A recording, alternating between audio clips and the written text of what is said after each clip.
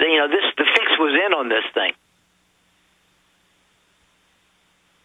Why are they doing it? I mean, you talk about empire. I mean, break it down for people. Well, you need to create fear. Americans, as Barry Zwicker, the Canadian journalist, and Ian Woods, the other Canadian journalist, have written that Americans don't believe the government will lie to them. Americans don't believe that their government would engage in terrorist activities, either at home or abroad. And yet you look at this, and somebody like Afia Siddiqui, the Pakistani woman, the mother of 3 small children who had been educated in the hard sciences in the United States, she somehow was kidnapped on the way to the airport in Pakistan, hauled off to an American camp somewhere, and she had the opportunity of trying to get loose and somehow managed to shoot a couple of Americans. Nobody seems to know how. And she's dragged to the United States and convicted of shooting American soldiers in Afghanistan. And when I had sent an email to her a couple of years ago asking her to give herself up to the FBI who were looking for her. Hold on, stay there. Let's hear about this.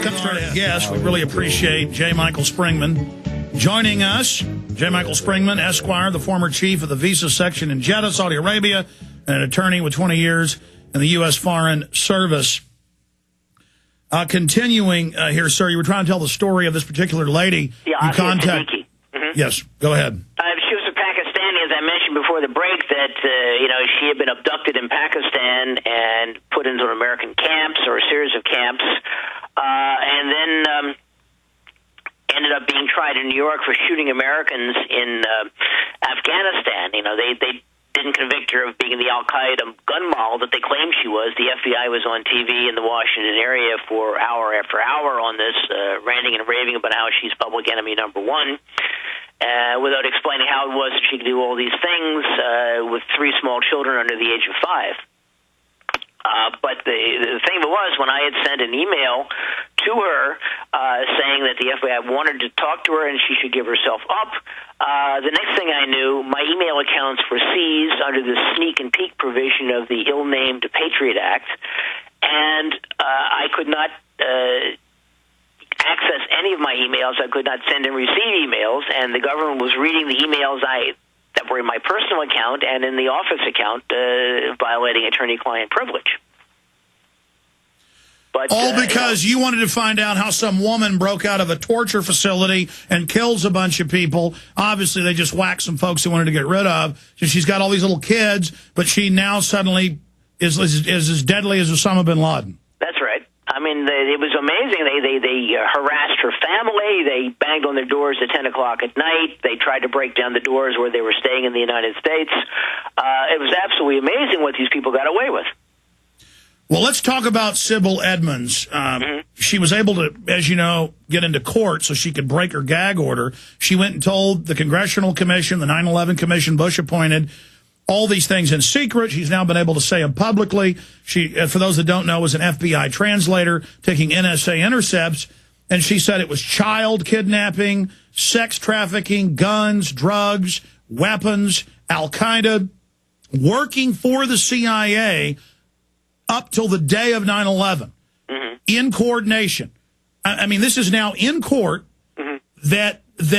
I mean, it's incredible. I mean, Al-Qaeda is a Islamicist brigade that works for. I want you to comment on Sybil Edmonds and then talk about who is this network from your research. I mean, is it one government or from my research, U.S., British, Israelis together? Break it down. Okay, as best as I can. I've met Sybil a couple of times. The Washington-based journalist Wayne Madsen had talked about her reasons for raising hell with the FBI about what was going on in Turkey, and he said that she had uncovered a Israeli, Turkish, U.S. intelligence operation. And Sybil is extremely competent. She's very capable. She's very well educated, and she was wasted as a translator at the FBI. But I can believe this. I really think that the U.S. and the British and the Israelis are all in this together, because I've been told by Wayne, again, the journalist, I've read Noam Chomsky's stuff. Something like 10% of the Israeli military force is in Turkey, and that apparently is a code word for being in northern Iraq, trying to separate the northern oil-bearing region from the south. and as whatever they can do to weaken Iraq, they're happy to do it. And the British, they were caught a couple of times trying to destabilize Iraq. They were, in fact, arrested. Some of their soldiers were arrested from the Special Air Service, the Special Operations branch of the British Armed Forces, with bomb-making equipment. And the Iraqis wanted to know what was going on. And then the British sent a couple of tanks to break them out of jail. So, yeah, I mean... Well, to be specific, they were dressed up with fake turbans and beards running around shooting at police and others, posing as Islamic extremists. And I had Ray McGovern, high-level CIA, for those that don't know, advisor to Ronald Reagan and George Bush Sr., and he said day one when it happened, and months later it came out he was right, but he said from sources in Iraq, they blew up the Golden Mosque, in 2005, to get the Shiites and Sunnis killing each other. I mean, this is the British great game of divide and conquer. And then how many times at the Finsbury Mosque and these other mosques has it turned out that MI6 Muslim operators are running the terror groups? Yeah, I mean, in Iraq, for example, the Muslims and both branches of Islam, the Shiites and the Sunni, and the Christians all coexisted relatively peacefully. And it wasn't until the American invasion, and they were working together to resist the American occupation, that suddenly there began to be fights and explosions and assassinations amongst the various groups. And then once you start them killing each other, then it's real. Yeah, and this is Hatfields and McCoys. You keep going. It's vendetta. And now they're going to play this game here to fully enslave the American people. We have their internal documents. What do we do about this? Well, I tell you, there isn't a whole lot to do unless you get people out in the street and demand a revolution. And that's going to be kind of hard because the government has the tanks and the atomic bombs and the people don't. But, you know, you keep electing these idiots to Congress who lay down and happily accept whatever the government tells them to do. And they support it. They vote more money. Nancy Pelosi and Harry Reid keep saying, oh, we don't want wars going on all around the world, but they never stop and say no more money for blood.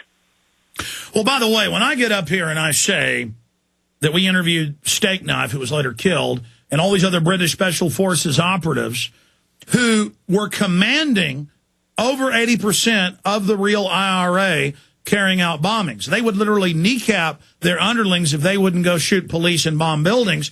That was used to stay in Northern Ireland for 3 decades. That's now been in major British papers. And then they killed a bunch of people that spoke out. I mean, this isn't a game we're talking about here. We have the Israelis in the Jerusalem Post, in UPI, in AP, in 2003. We can pull these articles up right now. Israel created fake al-Qaeda. And then their excuse is, well, we created Hamas to counterbalance Hezbollah, and now we created fake al-Qaeda groups, who they then have bomb things as a pretext to continue the wars and the enslavement.